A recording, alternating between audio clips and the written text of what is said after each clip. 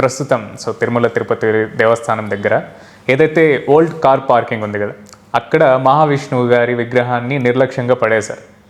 దాని గురించి భక్తులకి ఎవరు సమాధానం చెప్పాలి? మహావిష్ణువు గురించి అలా చేయడం అనేది చాలా తప్పు కదా.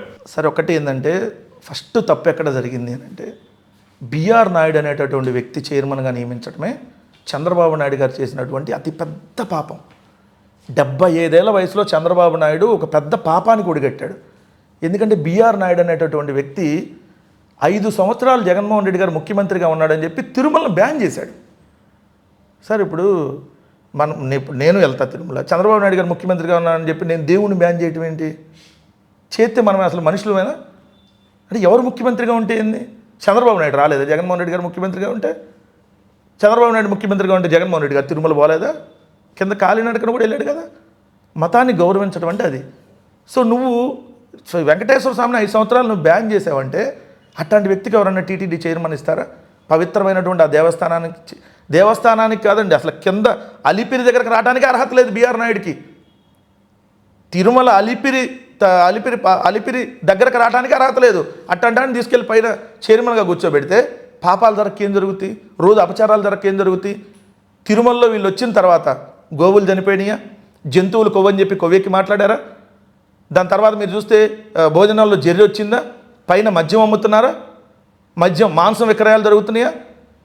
అట్లానే అన్యమత ప్రచారాలకు సంబంధించినటువంటి రింగులు దొరికినాయా అమ్ముతా?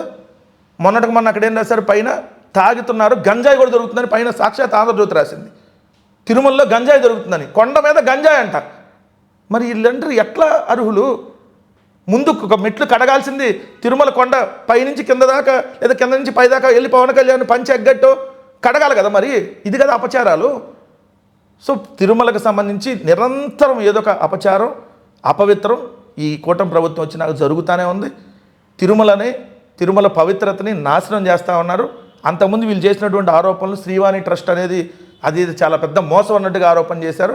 మరి ఇప్పుడు అదే ట్రస్ట్ని మళ్ళీ కొనసాగిస్తున్నారు. మరి అంటే మేము అధికారంలో ఉన్నప్పుడు అన్ని వాళ్ళు ఇలా దుష్ప్రచారాలు చేయటం, ఇప్పుడేమో వాళ్ళ దగ్గర దుష్ప్రచారాలు జరుగుతున్నా బయటకు రానియకుండా కప్పిపుచ్చడానికి వాళ్ళ మీడియా, వాళ్ళ ఛానళ్ళు అదేదో దాంట్లో శానాకాలం యాది ఉంటుంది అన్నాడు ఇది యాంకర్.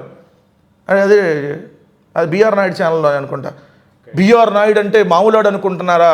శానాకాలం యాది ఉంటుంది అన్నాడు. ఇదేనా? ఇన్ని అపవిత్రాలు అపచారాలు జరుగుతున్నాయి కాబట్టి శానాకాలం యాది ఉంటాడు.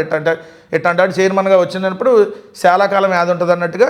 ఖచ్చితంగా ఈ తిరుమలలో బిఆర్ నాయుడు, ఈ చంద్రబాబు నాయుడు కూటమి ప్రభుత్వం పోతేనే ఖచ్చితంగా తిరుమల పవిత్రత అనేది మళ్ళీ నిలబడిద్ది.